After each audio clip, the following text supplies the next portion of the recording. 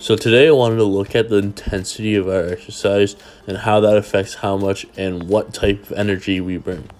So do we want to work out to a point where we're completely sweating and out of breath, or is something like a walk in the park good enough to meet our goals?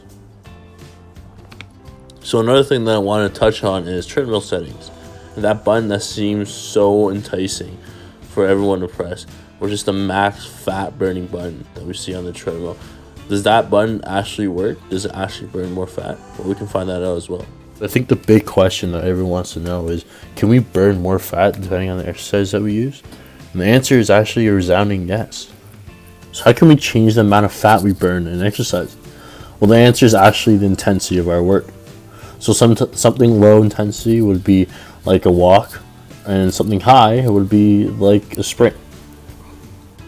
So before we look deeply into intensity, how that affects our fuel sources, we should look at the fuel sources that we have first: carbs, fats, and proteins. We naturally have a lot of carbs, so we use that the most. But everyone wants to look at fats. How do we burn more fats? How do we utilize intensity of workouts to burn more fats? Now, proteins we barely use, so we can ignore that for now. So we can do a graph of carbohydrates to fat use in terms of intensity, and we see that carbs actually goes up when we have greater intensity, and fats is the opposite, it actually goes down. If we make a chart of the exact same graph, we see the percent burned from fats actually going down in increasing intensity, and the percent from carbs actually going up. But one thing to notice is that they're all percentages. So what does that mean? Let's do a bar graph of that exact same chart, and we have percent of total energy on the y-axis. We see that every bar has to hit 100%. And then when we split it up into carbs and fats, we notice that the carbs are going up as we increase intensity, and the fat is going down as we increase intensity. So I want to stress again that as we increase intensity, the percent fat is going down. So this graph is actually a little misleading, because if I didn't stress to you that there's a percentage, you might have thought that you should work out at a lower intensity to burn more fat. But that's not the case. Because what is it a percentage of? For example, if I tell you 50% of 100 versus 100% of 10, well, even though 100% of 10 is a higher percentage, the absolute amount is smaller than the absolute amount coming from 50% of 100. So you're comparing 50 versus 10 as absolute amounts. So we should look at the absolute amount first. So let's look at that right now.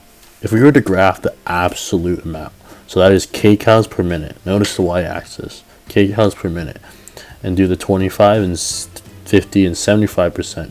We already see that there's way more energy burnt at 75%. Now, if we were to color it in as carbs and fats, we see that the red in fats is actually increasing over time. Not over time, over intensity. And that gives us a better indication of exactly what that means. At 50%, even though fat takes a smaller percentage of the bar, the absolute amount is still higher than the absolute amount of 25%.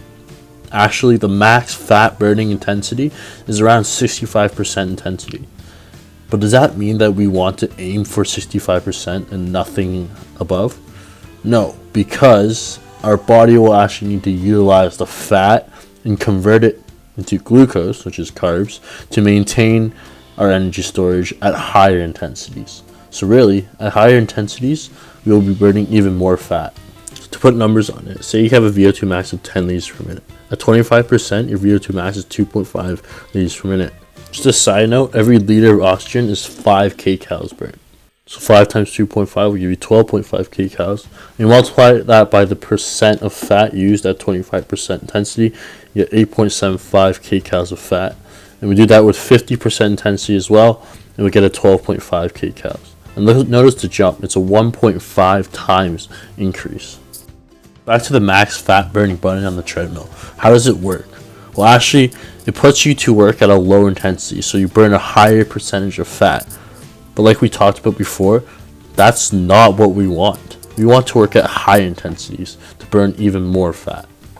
So that's why at part-time athletes, we stress to everyone to have a higher intensity workout. And that's why you'll notice that a lot of our workouts are actually high intensity. Not only does it burn more fat, but it's way more efficient for all of us. For more information like these, you can visit our Instagram at PT Athletes or our website www.ptathletes.com.